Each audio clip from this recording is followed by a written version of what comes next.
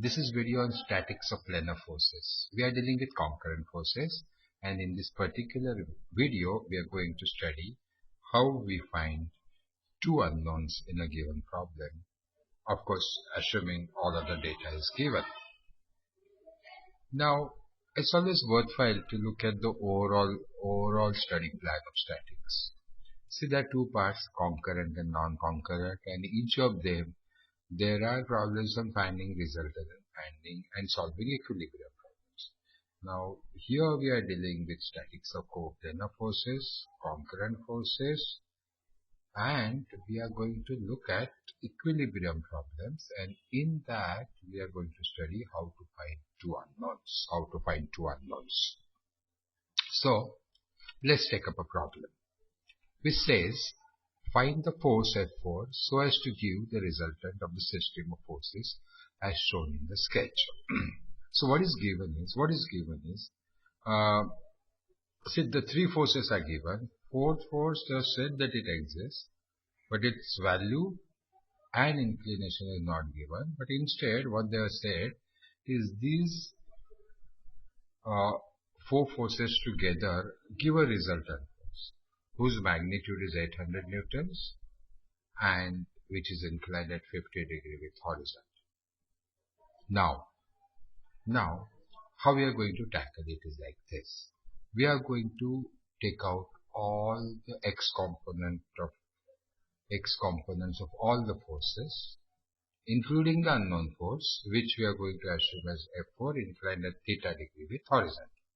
So sigma fx comes to, if you go from first quadrant anti-clockwise, it comes to 400 cos 45 minus 300 cos 30 minus 500 cos 60 plus F4 cos theta, which is not shown in the figure, but we have assumed it to be at theta degree with positive x-axis with magnitude F4. Now, this becomes minus 226.965 plus F4 cos theta newtons. Let's similarly do sigma Fy, that is sum up all the y components of all these forces. They will come to 400 sin 45 plus 300 sin 30 minus 500 sin 60 plus F4 sin theta. See, what is cos in x, sigma fx becomes sin. And the plus and minus sign are decided by whether the components are in positive or negative directions.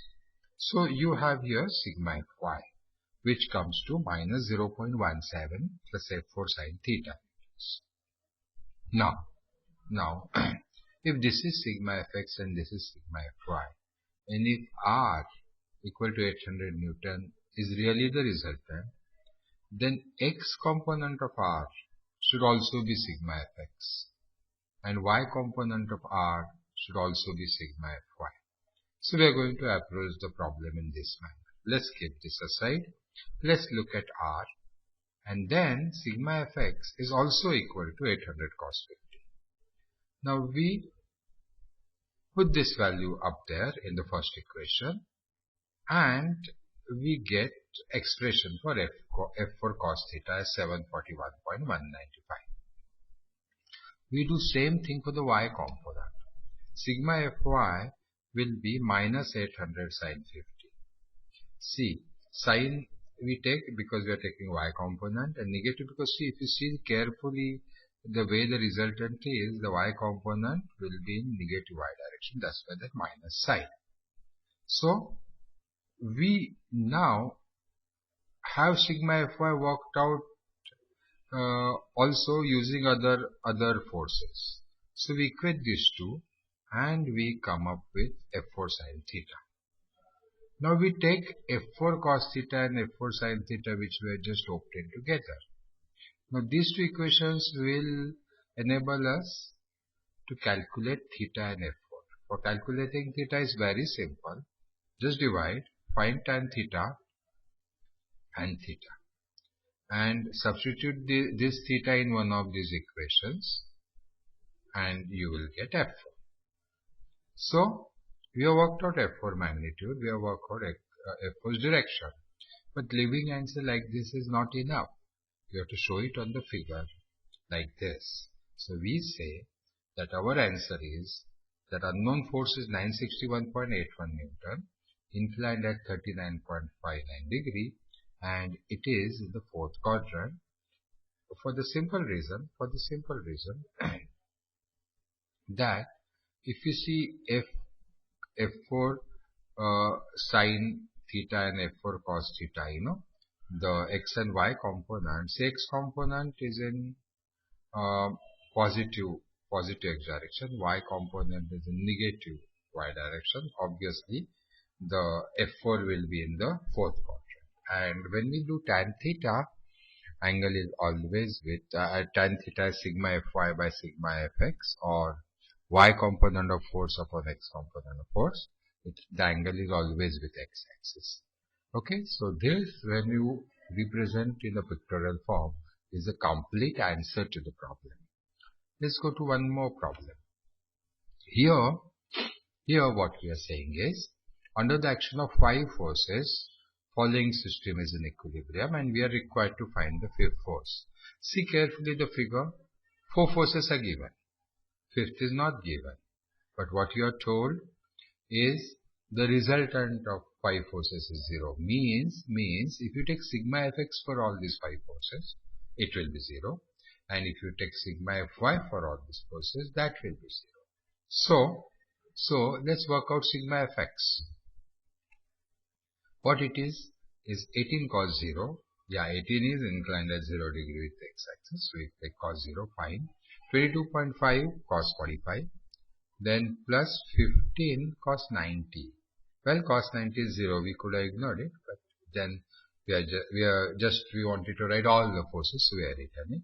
And minus 30 cos 30. And then we assume there exists Fy at an angle of theta with positive x-axis, so that x component will be Fy cos theta.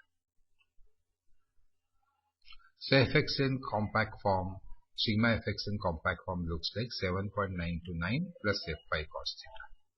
Now what we do is we do the same operation for sigma Fy.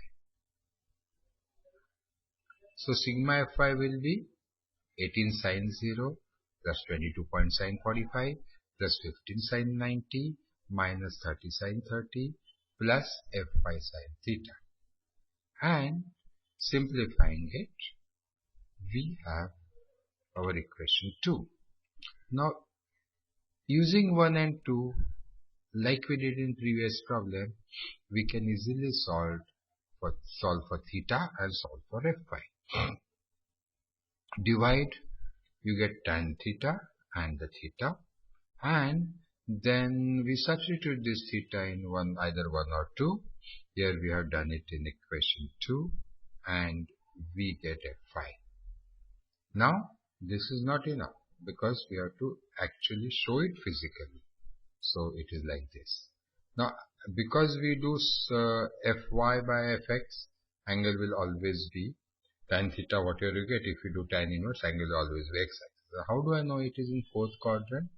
For this, because see, if you see the x and y component, that is in equation 1 and 2, both are negative.